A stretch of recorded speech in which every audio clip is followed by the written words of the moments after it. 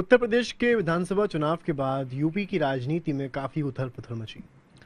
कई विषयों पर बात करने के लिए इस वक्त हमारे साथ जो मौजूद हैं वो उत्तर प्रदेश की राजनीति के कद्दावर नेता और समाजवादी पार्टी से जुड़े स्वामी प्रसाद मौर्य जी हैं। सर, बहुत बहुत स्वागत है आपका यूपी तक पे। स्वामी जी, यूपी की राजनीति में बहुत उथल-पुथल मची है। विधानसभा के चुनाव हुए हैं, आप समाजवादी पार्टी से जुड़े, पर पार्टी के साथ जो कई नेता आए उन्होंने कई बयान दिए, जैसे कि ओम प्रकाश राजभर के आप बयान सुन रहे होंगे आजकल। उन्होंने कई बयान दिए अखिलेश यादव को लेके। आप एक वरिष्ठ नेता हैं, आपने कई गठबंधन बनते भी देखे हैं, बिगड़ते भी देखे हैं। आपको क्या लगता है कि गठबंधन की सीमा होती है कुछ, और जो इस तरह की बयानबाजी है वो क्या राजनीति का स्तर गिरा रही है या ये सब ठीक है? पहली बात तो ये कि गठबंधन विभिन्न राजनीतिक पार्टियों से होता है। राजनीतिक पार्टियों के अपने कुछ एजेंडे होते हैं और जब एजेंडों के साथ स्वार्थ की टकराहट होती है तो स्वाभाविक रूप से गठबंधन में दरार पड़ना शुरू हो जाता है। पहले भी तमाम अनेक पार्टियों को मिला करके कभी जनता पार्टी का गठन हुआ था, बाद में जनता दल का गठबंधन हुआ था, फिर एनडीए और यूपी की गठबंधन हुए थे। लेकिन ये सभी गठबंधन परिस्थितियों बस बने थे और परिस्थितियों के सामान्य होते ही ये गठबंधन टूटे थे। भारतीय जनता पार्टी आज भी गठबंधन के माध्यम से ही सरकारें बना रही हैं। यहाँ तक कि कई प्रदेशों में जहाँ भाजपा की सरकार नहीं थी, उन्होंने दलों को तोड़ फोड़ करके अपनी विधानमंडल में संख्या बढ़ा करके सरकार बनाई है। तो ये कोई आवश्यक नहीं कि गठबंधन समान विचारधारा की हो। गठबंधन कभी कभी परिस्थिति जन्य होते हैं। जब जनता पार्टी बनी थी या जनता दल बना था तो भारतीय जनता पार्टी सहित सभी राजनीतिक पार्टियां उसमें कांग्रेस के खिलाफ एक हुई थी। उसमें जितनी भी क्षेत्रीय या राष्ट्रीय पार्टी रही हो, कभी लोक दल था, भारतीय जनता पार्टी थी, उसके पहले जनसंघ था, बीजेपी के पहले जनसंघ था, यहाँ तक कि अन्य क्षेत्रीय दल भी उस गठबंधन में शामिल हुए थे। लेकिन वो गठबंधन कांग्रेस को शिकस्त देने के बाद आपसी टकराहट में टूटा था। इसी प्रकार से जनता दल जब गठबंधन हुआ उसमें भारतीय जनता पार्टी बन गई थी और उसमें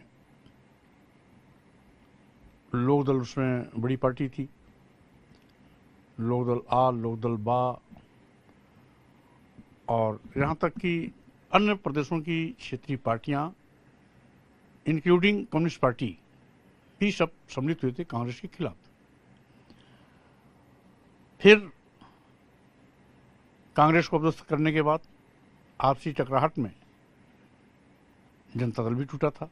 सर, आपसी टकराहट और बयानबाजी, इनमें पहले आपने कहा आपसी टकराहट, क्या जिस तरह की बयानबाजी आज हो रही है, जैसे कि ओम प्रकाश राजभर ने जिस तरह की टिप्पणियां करी हैं, सभी नेताओं के ऊपर करी हैं, क्या पहले इस तरह से होता था? क्या आपको लगता है कि ये उचित है? देखिए, हम किसी व्यक्ति विशेष पर टिप्पणी नहीं करना चाहते, लेकिन जिस तरीके से आज बंदरों की तरह एक डाल से कूदकर दूसरे डाल पर आने और जाने का क्रम नेताओं के प्रवृत्ति में बनती जा रही है वो दुर्भाग्यपूर्ण है, क्योंकि ये न वैचारिक टकराहट है न स्वार्थ की टकराहट है। क्योंकि सुभाषपा को अपेक्षित सीटें ही दी गई थी, जो उन्होंने मांगा दिया गया। यहां तक कि भाजपा गठबंधन में 4 सीटें थीं, अच्छा जीते हैं, और भाजपा गठबंधन में भी उनको 4 विधायक जिता पाए थे, अच्छा जिताए हैं। तो यानी यहां उनकी उपलब्धि भी ज़्यादा रही, पूर्व की तुलना में सीटें भी ज़्यादा मिली, और साथ ही साथ जिन दलितों और पिछड़ों की बात सुभाषपा करती है, उन्हीं दलितों पिछड़ों की बात समाजवादी पार्टी भी करती है, धार्मिक अल्पसंख्यकों की बात करती है, तो तब भी राजभर नाखुश है। और तब भी गठबंधन तोड़ने की नौबत आई। इसका मतलब है या तो अति महत्वाकांक्षा है, या तो कहीं न कहीं उनका उल्लू सीधा होता नजर आ रहा है। तो इसका सही जवाब तो पार्टी के राष्ट्रीय अध्यक्ष ही दे सकते हैं।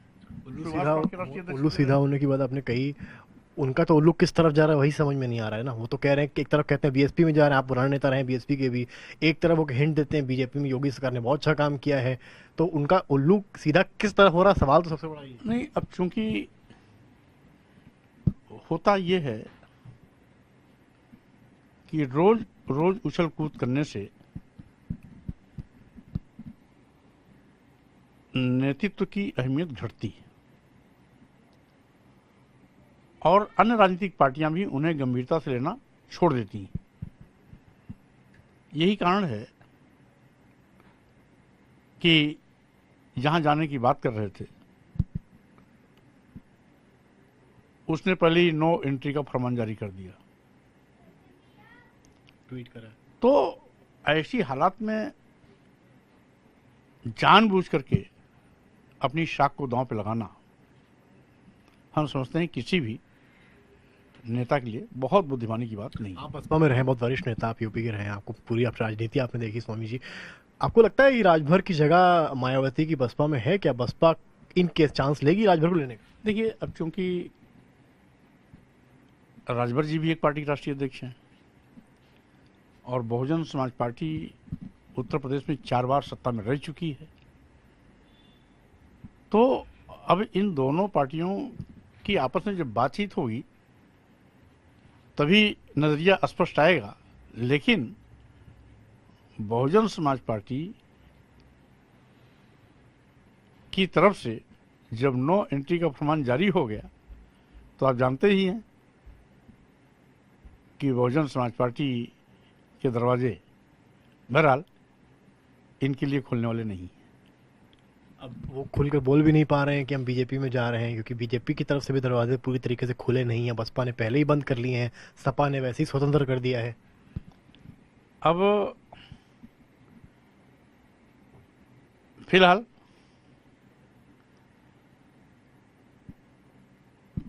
ये जाना चाहते हैं, लेकिन कोई लेना नहीं चाहता,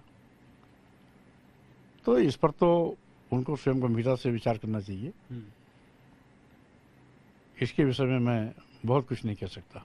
आप पार्टी से जुड़े हैं, समाजवादी पार्टी से, उनके कई बयान आए कि भाई अखिलेश यादव जो है वो एसी से बाहर नहीं निकलते हैं, इसलिए चुनाव हारे हैं, और अभी भी उन्होंने सीख नहीं ली है, तो अब लोकसभा चुनाव में भी हार की तरफ बढ़ रहे हैं। आप भी अखिलेश के साथ कई मीटिंग्स में रहे हैं, डिस्कशन हुआ, क्या आपको क्या लगता है, आप इस बयान से इत्तेफाक रखते हैं, एसी वाले बयान से?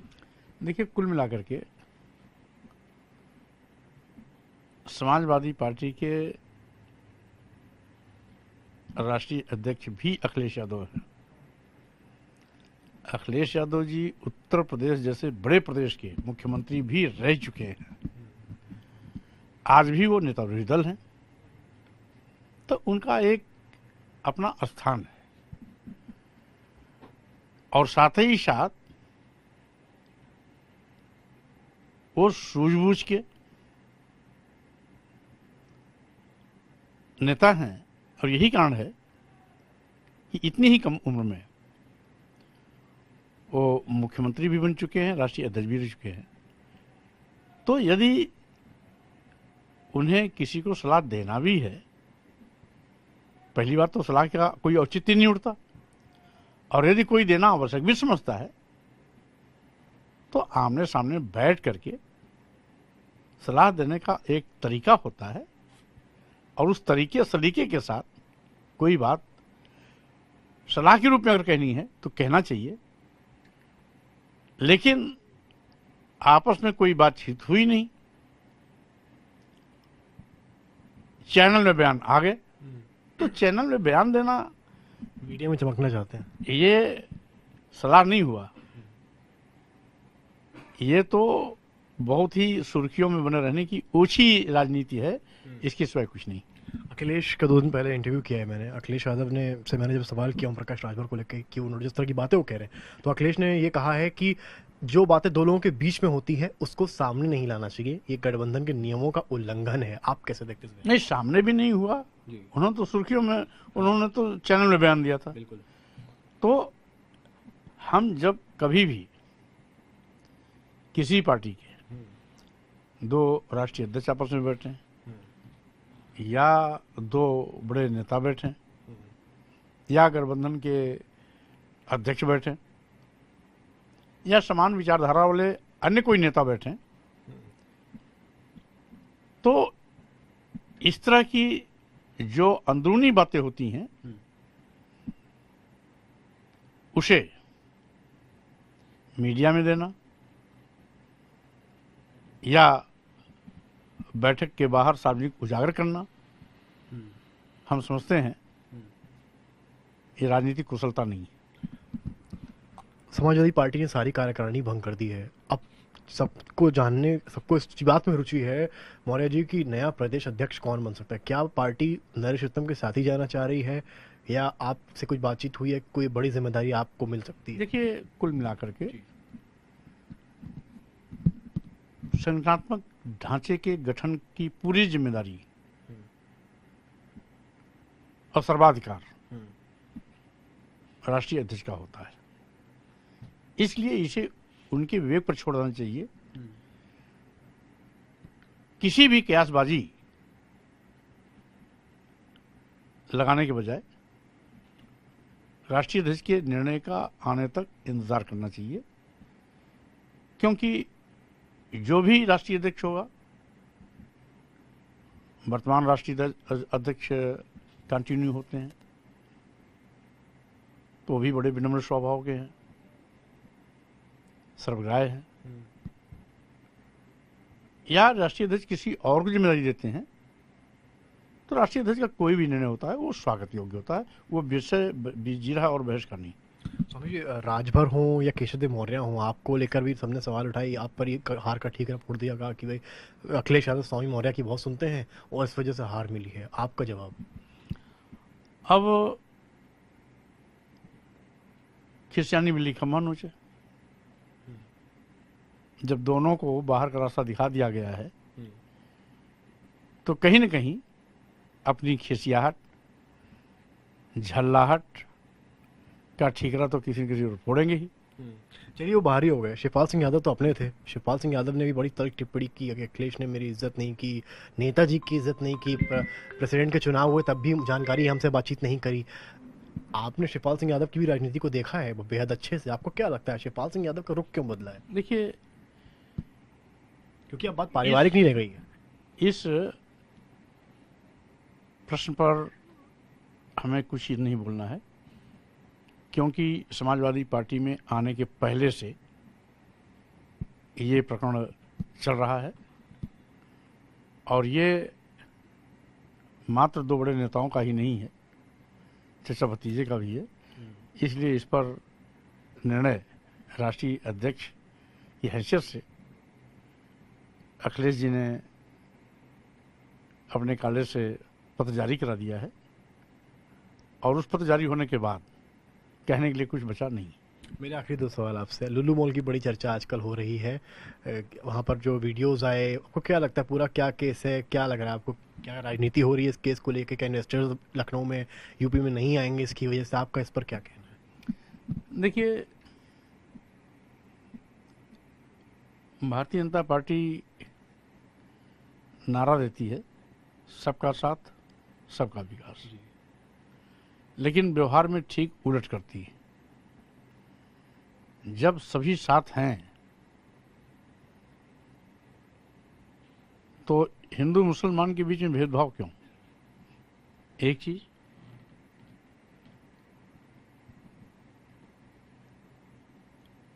अगर कहीं किसी बात का प्रतिबंध है तो वहां पे इस प्रकार का बोर्ड लगा रहना चाहिए। बिल्कुल ठीक। कहीं बोर्ड भी नहीं, और साथ ही साथ जब भी किसी भी धर्म के पूजा पाठ का समय होता है तो कहीं भी रहता है, संक्षिप्त में अपना वो अपने आराध्य के प्रति श्रद्धा दर्शाता है। इसको हम और अन्यथा तौर से नहीं लेते हैं। मेरा आपसे आखिरी सवाल, अभी एसटीएफ की पूछताछ हुई है, पूरा केस हुआ है, आपने क्या बयान, क्या बताया है उनको कि आपका जुड़ाव है नहीं है, क्या रहा है पूरी? देखिए, क्योंकि जिस प्रकरण का ये उद्धरण कर रहे हैं तो उसमें एक चीज तो मैं बहुत स्पष्ट कर दूं, हमारे विभाग में 5 साल में कोई जगह ही नहीं निकली, इसलिए किसी भी प्रकार की भर्ती का कोई प्रश्न नहीं उठता। एक चीज। दूसरी चीज, जिसे ये प्यारो और निजी सचिव कह करके मेरा नाम मीडिया में उछालने की कोशिश कर रहे हैं, वो केवल मुझे बदनाम करने की इनकी एक साजिश है। जबकि एक सरकारी संस्थान, वो भी जो मुख्यमंत्री के अधीन हो, उसको ये जानकारी नहीं है कि निजी सचिव सचिवालय प्रशासन का अधिकारी होता है, जिसकी तैनाती भिन्न भिन्न समय में भिन्न भिन्न कार्यालयों में सचिवालय प्रशासन करता है। दूसरी चीज, पीआरओ की तैनाती का पत्र सचिवालय प्रशासन से ही जारी होता है, और यहां तक कि पीआरओ को भी वेतन तथा अन्य भत्ता आदि का भुगतान भी सचिवालय प्रशासन ही करता है। इसलिए ये दोनों सरकारी अभिलेखों में दर्ज है। अगर निजी सचिव और पीआरओ की तैनाती के संबंध में उनको कोई अभिलेख या जानकारी लेना ही चाहिए तो सचिवालय प्रशासन से ले सकते थे।